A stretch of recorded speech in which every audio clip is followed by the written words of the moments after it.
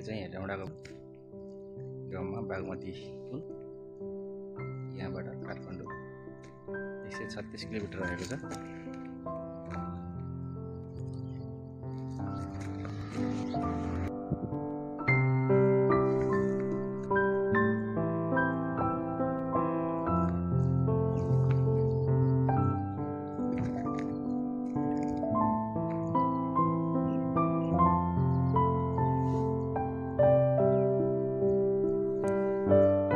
बाटोको अनुभव दिँदै फुटफुटको बाटो हाम्रो बिग्रेर खोला हिँड्नुपर्ने अवस्थाको कारण यो बाटो मैले रोजेको थिएँ।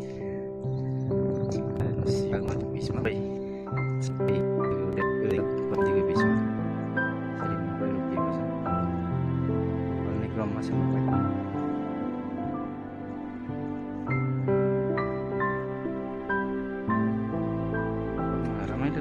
दृश्य देख्न पाइन्छ यस वरपर। तापनि यो बिचमा हरियाली, यो नदीको बिचमा यो मकै नै मकै हो।